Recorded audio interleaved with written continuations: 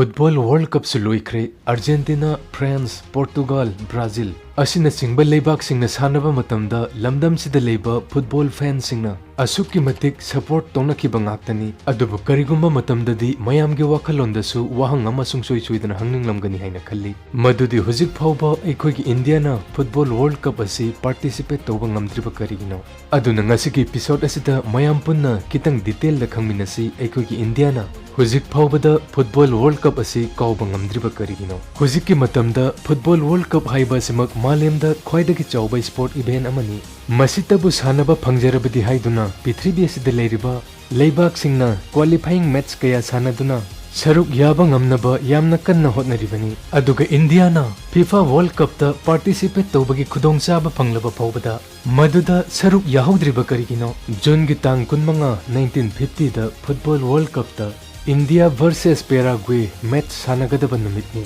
mayamna thajabra natraga thajabidabra ngasidagi chahi humdrani thoigi mamangda India ki makhuttasu football world cup sanaba yabagi khudongchaba phanglamki 1950 da Brazil la pangthokiba football world cup ta India su qualify oiramki qualifying group number 10 da India na Burma amasung Philippines ka sanagadabada leibak ani asina qualifying match sing sanagadabadagi masa matom ta withdraw tawjakibana India automatic qualify oijaki World Cup aduda India Sweden Italy amasung Paraguay ki group ta taramki May ki date 16 1950 da India ki team announce torba matung 25 June 1950 da India versus Paraguay match sanagadabada India World Cup aduda chatlamde kari maram gidamak Indian team na World Cup aduda saruk yaba ngamkidaba All India Football Federation gi official statement amagi matung inna team selection tobada yaningdaba amasung practice tobagi matam yamna tenna phangbadagi India na World Cup ta India gi team thakidabani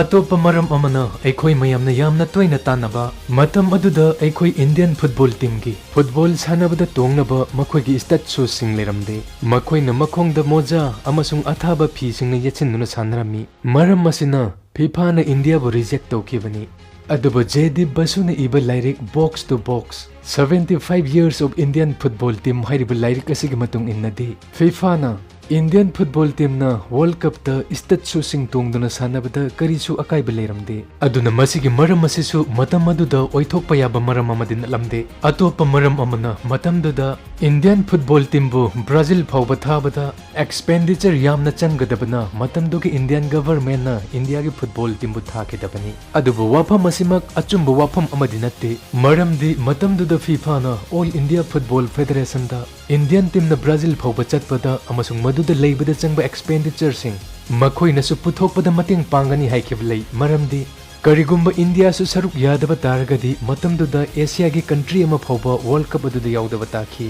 masigi sumathakta India gi state ahum gi association singna Indian team na Brazil phawbada chatpada changba kharsa makhoi na su share tawgani aduna sel thumge awatpa leibana chatkidaba amasung football su sing tongnaba leitabadagi FIFA na reject tawkiba hairiba maram sing asi yumpham yauba maram amata natte aduga pumnamak sing asidagi khwaidagi maru oiba maramna matamduda football world cup kauba player sing professional player sing list ta chalammi matamdugi niyom gi matung inna professional player sing Olympic game amasung Asian game sing da saruk yaba yaramde masigi niyom asidagi avoid tawnabagi damakta Russia amasung Hungary gumba leibak sing nadi football world cup ta saruk yaba makhogi player sing bu army gi representative ni haina otki maramdi army gi representative sing professional player oiba yaroi aduna hairiba leibak sing asina asigumlaba logic sing asi sizinaduna jab manaba player sing Olympic game dasu amasung World Cup football dasu saruk yahalami matamaduda aikhoi India gi football federation gi official sing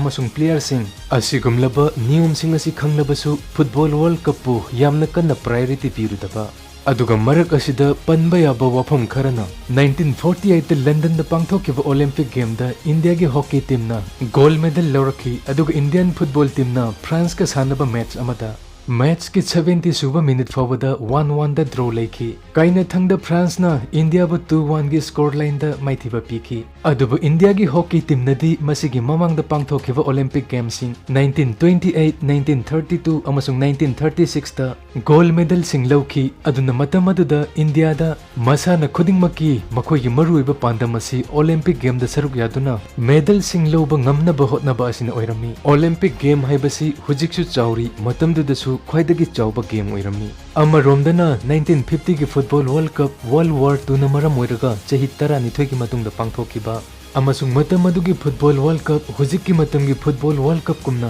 पृथ्वी पुमदा सिनबा थुंगना यामना कन्ना सक खंगबिबा ओइरमदबा मरम सिंग असि येंगलगा मतमदुगी इंडिया की अथॉरिटी सिंगना फुटबॉल वर्ल्ड कप पु नाकंदा नाथैदुना थमलगा ओलंपिक गेम दना हेना माइ ओनसिनकिबनी अदुना 1950 दा ब्राजील पांगथोखिबा फुटबॉल वर्ल्ड कप ता इंडिया ना क्वालिफाई ओइरबा फावबदा था खर खक्ता ngairba matamda masa matomda withdraw tawkhibani amaromda 1951 dagi 1962 फावबा से इंडियन फुटबॉल की इतिहास ता गोल्डन इरानी हाइना सु लौनरिबनी मायाम सु अमुक्तंग खंदुनी यंगबियो करिगुंबा वर्ल्ड कप अदुदा इंडिया ना चत्तुना सरुक यारंबा तारबा खितंग the ओइरबसु सानरंबा तारगदी Kanana खंगबा ngasi Indian football की स्टैंडर्ड असि अतोपा थाकता लेरंबसु अदुबु इंडिया ना खितंग कन्ना होतनरबा सरकार ना मसाना सिदा खितंग हेना मिजेंग चंगबी तारगदी इंडिया सु वर्ल्ड कप काउबा सोइदन ngamlakigani 2026 ता USA कनाडा अमसुंग मेक्सिको द पांगथोकदुरबा फुटबॉल वर्ल्ड कप के एडिशन असिदगिदी लेबा 39 की महत्ता लेबा 94 ओइना सरुक यारगनी